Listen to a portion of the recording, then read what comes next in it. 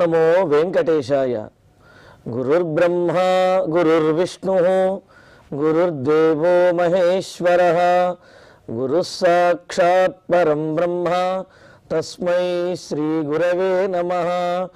జటిలం చీరవసనం దండకారణ్యవాసినం మునివేషధరం ధ్యాయేత్ అరణ్యే కాండవుత్తమే.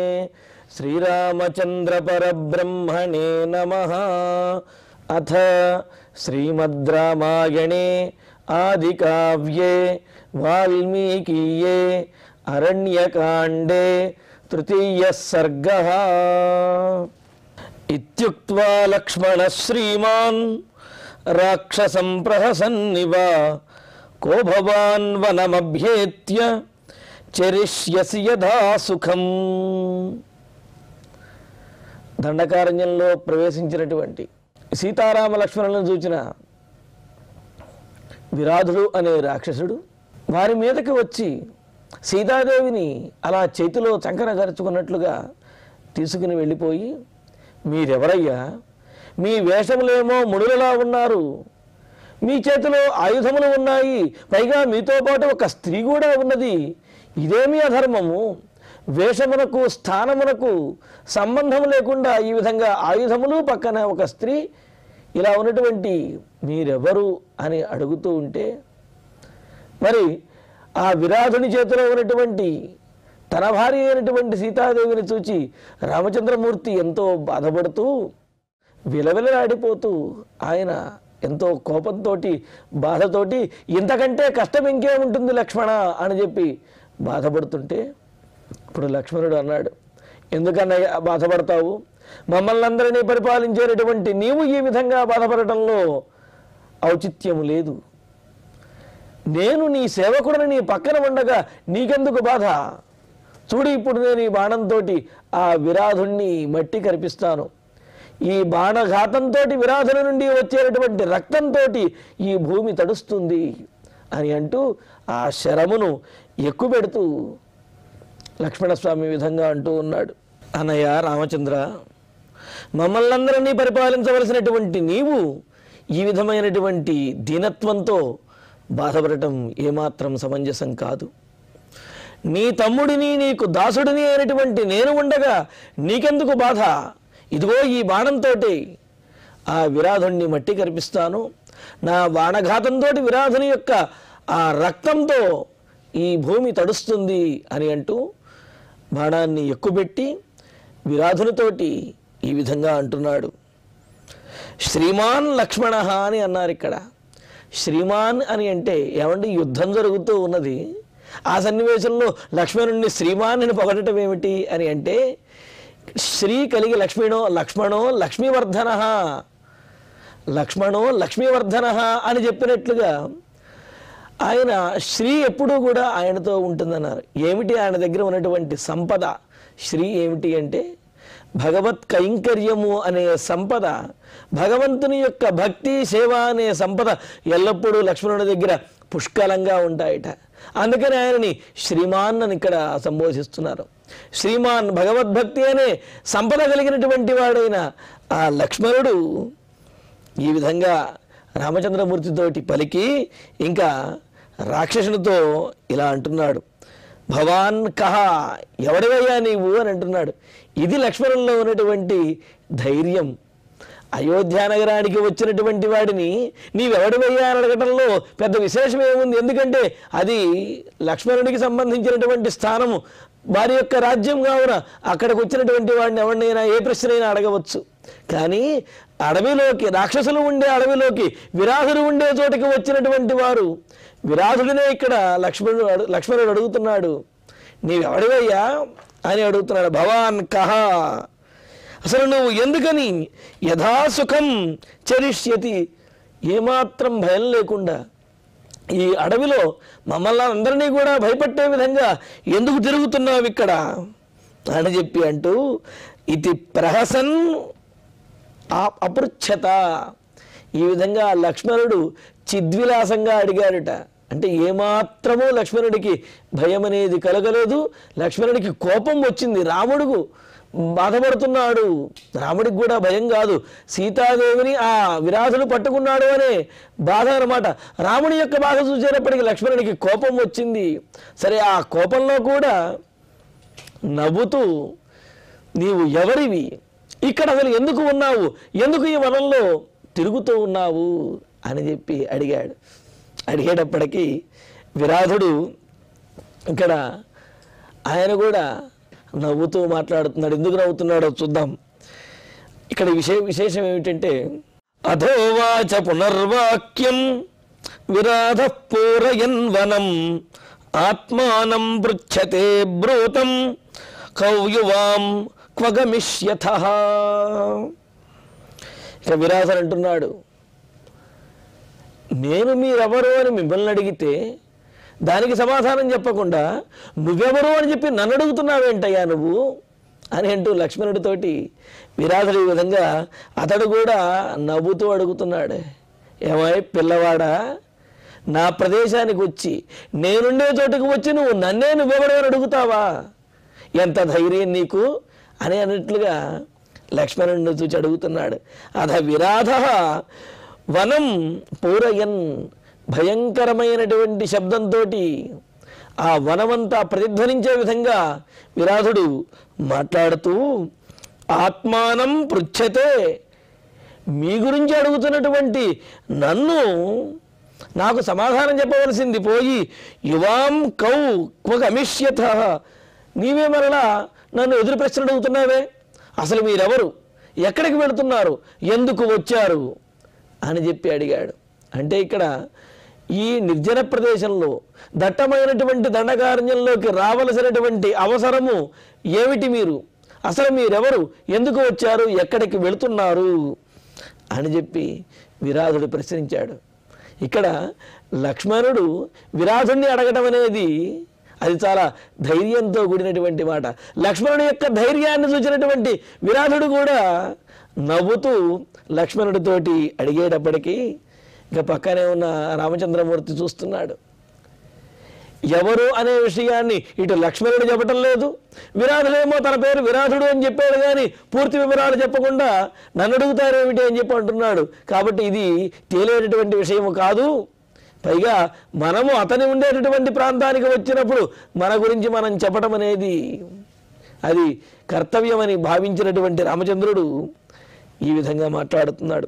తమువాచ తతో రామః రాక్షసం జ్వలితాననం పృచ్ఛంతం సుమహాతేజాః ఇక్ష్వాకుకులమాత్మనః.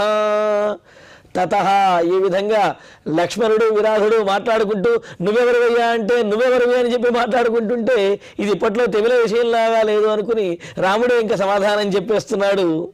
సుమహాతేజాః, గొప్ప తేజస్సంపన్నుడైనటువంటి రామచంద్రమూర్తి.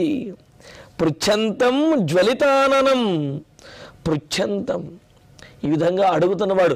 జ్వలితాననం, ఒకవైపు నవ్వుతోటి, అంటే ఏమిటి, ఎదుటివారి మీద లెక్కలేనటువంటి తనంతో ఆ విరాధుడు నవ్వుతూ ఉన్నాడు. మరొక వైపు ఇటువంటి వారు నన్ను ఎదురు ప్రశ్న వేస్తున్నారా అని చెప్పి కోపము, అలా కోపము అదేవిధంగా లెక్కలేనితనంతో వచ్చినటువంటి నవ్వుతోటి విరాధుడు వీరిని చూచి అడుగుతూ ఉంటే ఇంకా రామచంద్రమూర్తి తేజస్సంపన్నుడైనటువంటి రాముడు సమాధానం చెబుతూ ఉన్నాడు. ఎలా చెప్పాడు?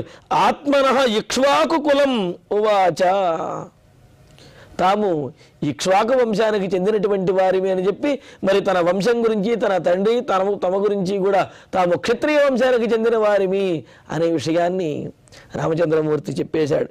ఎందుకు అంటే రామలక్ష్మణులను చూచినటువంటి విరాధుడు ముందేమన్నాడు, వీరేమో నారబట్టలు ధరించి ముడుల్లాగా వేషం వేసుకుని చేతిలో ధనుస్సుని పట్టుకున్నారు, ఇదెక్కడి చోద్యమయ్యా, ఇదెక్కడి విరుద్ధమైనటువంటి ధర్మం, కావున మీ వేషానికి మీ చేతిలో ఉన్నటువంటి ఆయుధానికి సంబంధం లేదు, ఇది ధర్మ విరుద్ధమైనది అని చెప్పి విరాధుడు రామలక్ష్మణులతో అన్నాడు కదా. దానికి సమాధానంగా చెబుతున్నాడు, మేమేమీ ధర్మ విరుద్ధంగా లేము, మేము సుక్షత్రియ వంశంలో జన్మించినటువంటి వారిమి, కావున మేము ఈ విధంగా ధనుర్బాణములను ధరించడం, ఖడ్గమును ధరించడం ఇది సమంజసమే, ఈ విధంగా ఉండడం మా క్షత్రియ ధర్మమే, కావున మేము చేస్తున్నటువంటిది ధర్మము అని ప్రతిపాదించాడు. మరి నారవస్త్రాలు మేము వనవాస దీక్షను పెట్టాం కాబట్టి నారవస్త్రాలు ధరించడము ఇది కూడా ధర్మము అని చెప్పి తమ యొక్క వేషము, తాము ధరించినటువంటి ఆయుధములు ఇవన్నీ కూడా ధర్మబద్ధంగానే తాము ధరించాము అని చెబుతూ తన ఇక్ష్వాకు వంశం గురించి చెప్పి రామచంద్రుడు ఇంకా అంటున్నాడు, క్షత్రియౌ వృత్త సంపన్నౌ విద్ధినౌ వనగోచరౌ త్వాం తు వేదితుమిచ్ఛావః కస్త్వం చరసి దండకాన్. రాముడు అంటున్నాడు, మేము క్షత్రియులమయ్యా, మరి శరము చాపము ఖడ్గము ఇవన్నీ ధరించడం మా ధర్మమే. అదేవిధంగా మేము వృత్త సంపన్నవు, మంచి నడవడిక కలిగిన వాళ్ళ మా కర్తవ్యములను మా ధర్మములను ఏనాడు విడవకుండా మేము ఆచరించేటటువంటి వారిమి. అటువంటి మమ్మలను నీవు ఆక్షేపిస్తావా? వనగోచరవు, వనవాసం చేయడానికి మేము వచ్చినటువంటి వారిమి. మరి స్త్రీతో పాటు ఎందుకు వచ్చారు అంటే భార్యాసమాతంగా వనవాసం చేయవలసి ఉన్నది, వనవాసం చేయాలి అని అనుకున్నాము, అందుకని మేము వచ్చాము అని చెప్పి అంటున్నాడు. సరే, మా గురించి నేను చెప్పాను కదా, ఇక నీ గురించి నీవు చెప్పు అంటూ త్వాం వేదితుమిచ్ఛావః, అసలు నువ్వెవరో మేము తెలుసుకోవాలనుకుంటున్నాము, ముందు నీ గురించి చెప్పు అంటున్నాడు. ఇక్కడ రాముడు ఇలా మాట్లాడడంలో అంటే ఏమిటి, కోపంలో కూడా, బాధలో, ఆవేదనలో కూడా ఇలాగ మాట్లాడడంలో ఆంతర్యం ఒకటి, ఆ విరాధుని దగ్గర సీతాదేవి ఉన్నది, ఆమెకు ఎటువంటి ఆపద కలగకూడదు. పైగా తాము ఆ దండకారణ్యానికి, విరాధులు ఉండేటటువంటి ప్రదేశానికి తాము వచ్చాం కావున తమ గురించి పరిచయం చేసుకోవడం అనేది అది ధర్మం. అందుకనే రాముడి విధంగా తన గురించి, తన వంశము, తాను క్షత్రియుడనే విషయాన్ని చెప్పి ఇప్పుడు అసలు నీవెవడో చెప్పువయ్యా అని అంటున్నాడు. నీవెవడివి అంటే ముందే విరాధుడు చెప్పేశాడు, అహం వనమిదం దుర్గం విరాధో నామ రాక్షస అని అంటూ ఈ వనంలో ఉండేటటువంటి విరాధుడు అనే రాక్షసుణ్ణి నేను అని అన్నాడు. అయితే ఇక్కడ అతని పేరు గురించో అతని యొక్క రాక్షస జాతి గురించో అడగటం ఇక్కడ ఉద్దేశ్యము కాదు. అసలు నువ్వు రాక్షసుడిగా ఎందుకని ఇక్కడ తిరుగుతూ ఉన్నావు, అసలు నీ వృత్తాంతం ఏమిటి అని రామచంద్రుని యొక్క ప్రశ్నలో అర్థము. మరి అందుకనే విరాధుడు కూడా ఈ విధంగా చెబుతున్నాడు, తమువాచ విరాధస్తు రామం సత్యపరాక్రమం హంత వక్ష్యామి తే రాజన్ నిబోధ మమ రాఘవ. ఇంకా విరాధుడు చాలా విలాసంగాను, సరే మీరు మీ గురించి చెప్పి నన్ను అడిగారు కావున నా గురించి కూడా నేను చెబుతాను అని అన్నట్లుగా రాముడితోటి తం రామం వాచ, రాముడితో ఈ విధంగా మాట్లాడుతూ ఉన్నాడు. సహజంగా అయితే రాక్షసుడు భయంకరమైనటువంటి వాడు, చూచిన వెంటనే దాడి చేసి పీక్కు తినేటటువంటి అటువంటి భీకరమైనటువంటి ఆకారంతో ఉన్నటువంటి వాడు, అటువంటి స్వభావంతోటే రాక్షసులు ఉంటారు.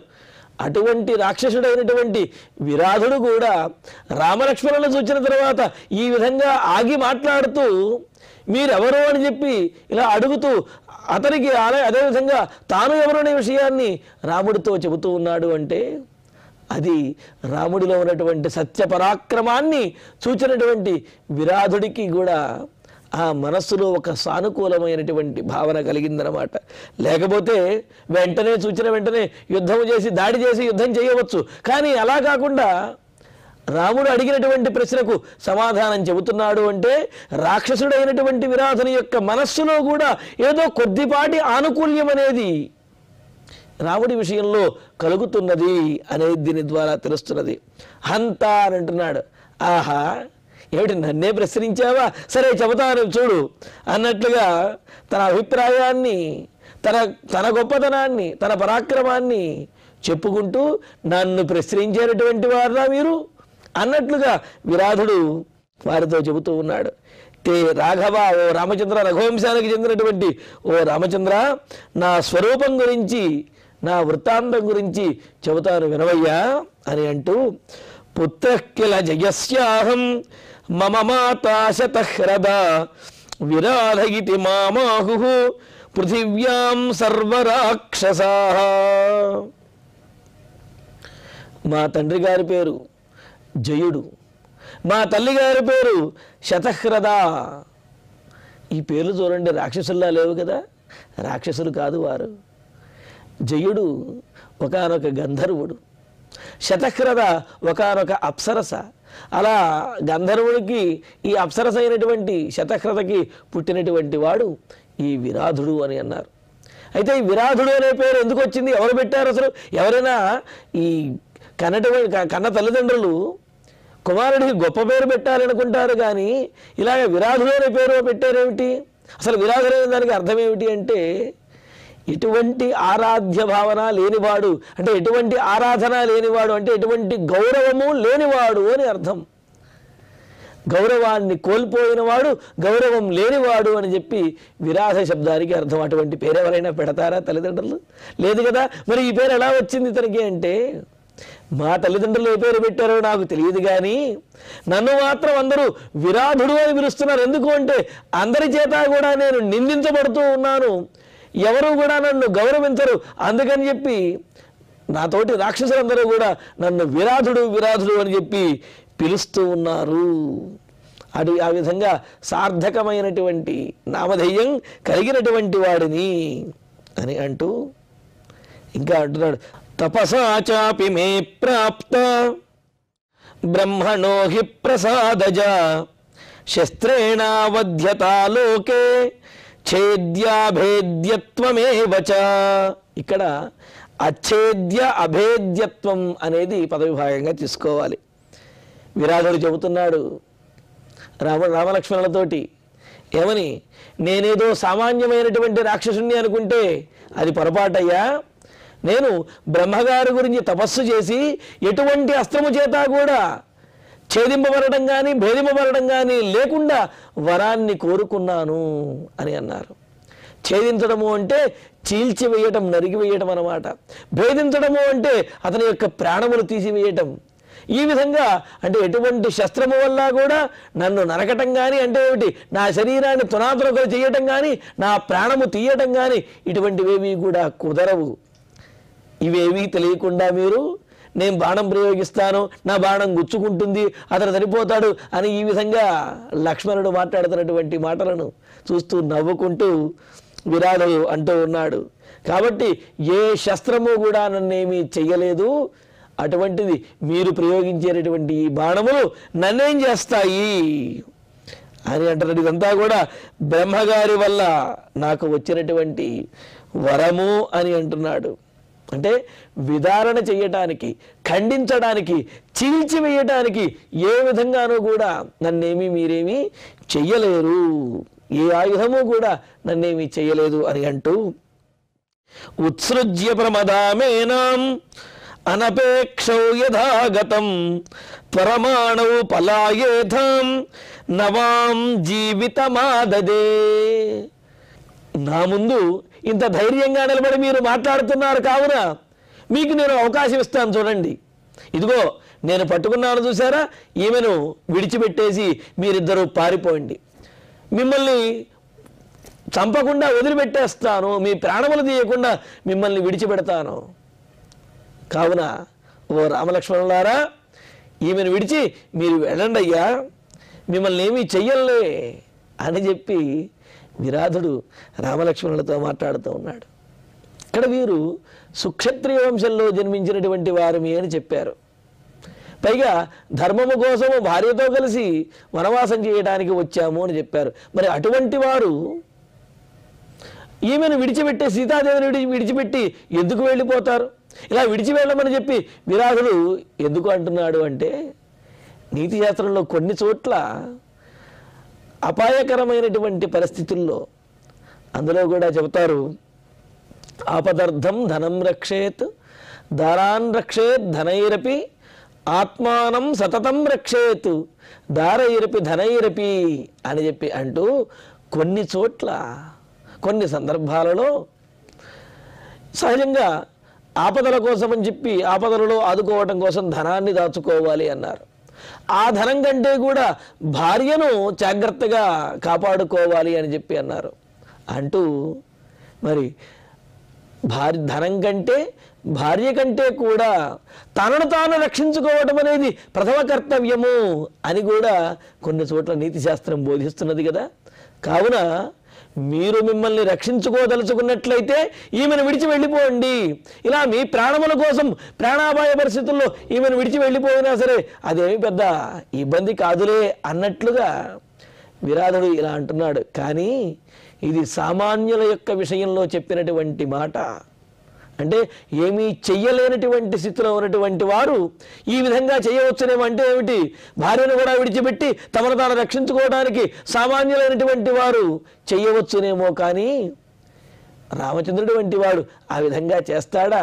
కానీ ఇక్కడ రాక్షసుడైనటువంటి విరాధుడు మాత్రం అలాగా నీవు ఈమెను విడిచిపెట్టేసి మీరిద్దరూ వెళ్ళిపోండి, మిమ్మల్ని చంపకుండా వదిలేస్తాను అని చెప్పి అంటున్నాడు. వెంటనే రాముడికి ఎంతో కోపం వచ్చింది. ఏమిటి, భార్యను విడిచిపెట్టేసి నేను నా ప్రాణాలు కాపాడుకుంటూ పారిపోవటమా అని అంటూ తం రామ ప్రత్యువాచేదం కోప సంరక్తలోచన రాక్షసం వికృతాకారం విరాధం పాపచేతసం.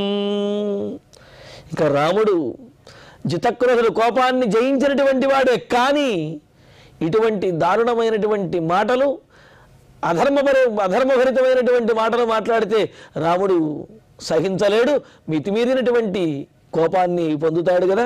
అందుకనే ఇక్కడ రాముడు కోప సంరక్తలోచన, కోపంతో ఎర్రబారినటువంటి కన్నులతో ఉన్నటువంటి వాడైన రాముడు వికృతాకారం పాపచేతసం, వికారమైనటువంటి ఆకారంతో పాపపు బుద్ధితోటి ఈ విధంగా సీతాదేవిని తన వద్ద విడిచి వెళ్ళిపోమని చెప్పి అన్న ఆ విరాధునితోటి. ఏమిటా పాపం బుద్ధి అంటే?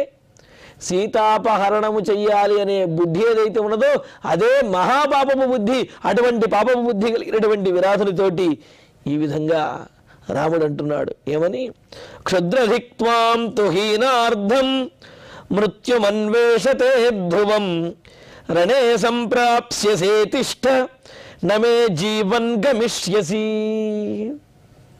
సహజంగా అంటూ ఉంటారు కదా, మృత్యువు సమీపించినప్పుడు, వినాశకాలం వచ్చినప్పుడు విపరీతమైనటువంటి బుద్ధి కలుగుతుంది అని చెప్పి, వినాశకాలే విపరీత బుద్ధి అని చెప్పి. ఇక్కడ రాముడు అంటున్నాడు, ఓ రాక్షస, నీకు వినాశకాలం దాపరించింది, నీకు మృత్యువు నీ వద్ద తాండవం చేస్తున్నది, నిన్ను ఆక్రమించడానికి మృత్యువు చూస్తున్నట్లుంది. అందుకనే నీ ఈ విధంగా ప్రవర్తిస్తూ, ఈ విధంగా మాట్లాడుతూ సీతాదేవిని నా భార్యను అపహరించడానికి ప్రయత్నిస్తున్నావు. కావున నిన్ను మాత్రం విడిచిపెట్టను అని అంటూ ధిక్ ఛీ, ధిక్ అంటే చీత్కారం కొడుతున్నాడు. ఎందుకని? క్షుద్ర శబ్దానికి అర్థం చెబుతున్నారు. ఈగా మొదలైనటువంటి అల్పప్రాణులు ఏవైతే ఉన్నాయో వాటిని క్షుద్రములు అని అంటారు. అదేవిధంగా అల్పమైనటువంటి నీచమైనటువంటి వాటిని క్షుద్రములు అంటారు. ఆ విధంగా నీచమైనటువంటి బుద్ధితోటి, అల్పమైనటువంటి బుద్ధితోటి ఇలాగ మాట్లాడినటువంటి నీవు అల్పుడివి, నీచుడివి. అటువంటి నీవు హీనార్థం, హీనమైనటువంటి పని కోసం మాతో మాట్లాడుతూ ఉన్నావా? సీతాదేవిని విడిచి నా భార్యను విడిచి నేను వెళ్ళాలా? దానికోసం నువ్వు ఈ విధంగా మాట్లాడుతున్నావా? త్వాం దిక్, ఈ విధంగా మాట్లాడినటువంటి నువ్వు చీత్కారం పొందవలసినటువంటి వాడంటే చీ కొడుతున్నాడు అనమాట ఆ విరాధుడిని చూచి. ధ్రువం మృత్యుం అన్వేషతే, నువ్వు మృత్యువుని వెతుకుతున్నావు. నువ్వు ఎందుకంటే ఈ విధంగా కావాలని మృత్యువుని కోరుకుంటూ ఉన్నావు. సరే, మృత్యువుని కోరుకునే వాడిని ఎవరు రక్షించగలరు? కావున నా బాణములతోటి ఈనాడు నిన్ను యమసదనానికి పంపిస్తాను, తిష్ట నిలువుము అని. అంటే రాముడు మాట్లాడుతున్నప్పటికీ కూడా విరాధుడు లెక్క చేయకుండా అలా సీతాదేవిని పట్టుకుని ముందుకు వెళ్ళిపోతుంటే, తిష్ట, ఆగవయ్యా, ఆగు, నిన్ను నా బాణములతోటి నిలువరిస్తాను. నేను జీవించి ఉండగా నీవు నా భార్యను తీసుకువెళ్ళగలుగుతావా? తీసుకువెళ్ళలేవు, ఉండవయ్యా, ఆగు అని చెప్పి రాముడు గర్జిస్తూ ఎర్రబాదినటువంటి నేత్రములతో కోపంగా ఆ విరాధునితోటి మాట్లాడుతూ ఆగమని రాముడు యుద్ధానికి సిద్ధమవుతున్నాడు. మరి ఆ విరాధునికి రామలక్ష్మణులకి యుద్ధం ఏ విధంగా జరిగింది, ఆ యుద్ధంలో ఎలా రామలక్ష్మణులు గెలుపొందారనే విశేషాన్ని తరువాతి ప్రవచనంలో తెలుసుకుందాము. ఇక ఇప్పుడు ఈనాటి శ్లోకాలను పారాయణ చేసుకుందాము. ఇత్యుక్త్వా లక్ష్మణ శ్రీమాన్ రాక్షసం ప్రహసన్నివ కో భవాన్ వనమభ్యేత్య చరిష్యసి యథా సుఖం అధోవాచ పునర్వాక్యం విరాధః పూరయన్ వనం ఆత్మానం పృచ్ఛతే బ్రూతం కౌయువాం క్వగమిష్యథః తమువాచ తతో రామః రాక్షసం జ్వలితాననం పృచ్ఛంతం సుమహాతేజాః ఇక్ష్వాకుకులమాత్మనః క్షత్రియౌ వృత్తసంపన్నౌ విద్ధినౌ వనగోచరౌ త్వాం తు వేదితుమిచ్ఛావః కస్త్వం చరసి దండకాన్. తమువాచ విరాధస్తు రామం సత్యపరాక్రమం హంత వక్ష్యామి తే రాజన్ నిబోధ మమ రాఘవ పుత్రః కిల జయస్యాహం మమ మాతా శతహ్రదా విరాధ ఇతి మామాహుః పృథివ్యాం సర్వరాక్షసాః తపసా చాపి మే ప్రాప్తా బ్రహ్మణో హి ప్రసాదజా శస్త్రేణావధ్యతా లోకే ఛేద్యాభేద్యత్వమేవ చ ఉత్సృజ్య ప్రమదామేనాం అనపేక్షౌ యథాగతం త్వరమాణౌ పలాయేథాం నవాం జీవితమాదదే. తం రామః ప్రత్యువాచేదం కోపసంరక్తలోచనః రాక్షసం వికృతాకారం విరాధం పాపచేతసం క్షుద్రధిక్త్వాం తు హీనార్థం మృత్యుమన్వేషతే ధ్రువం రణే సంప్రాప్స్యసే తిష్ఠ నమే జీవన్ గమిష్యసి. ఇత్యార్షే శ్రీమద్ రామాయణే వాల్మీకీయే ఆదికావ్యే అరణ్యకాండే తృతీయ సర్గే 9 శ్లోకాః. ఇక ఇప్పుడు ఫలశ్రుతి నుండి మంగళాంతంగా ఈనాటి కార్యక్రమాన్ని పరిపూర్ణం చేసుకుందాము. యదక్షరపదభ్రష్టం మాత్రాహీనం తు యద్భవేత్ తత్సర్వం క్షమ్యతాం దేవ నారాయణ నమోస్తుతే. కాయేన వాచా మనసేంద్రియైర్వా బుద్ధ్యాత్మనా వా ప్రకృతే స్వభావాత్ కరోమి యద్యత్ సకలం వరస్మై నారాయణాయేతి సమర్పయామి. శ్రియః కాంతాయ కళ్యాణ నిధయే నిధయేర్ధినాం శ్రీవేంకట నివాసాయ శ్రీనివాసాయ మంగళం.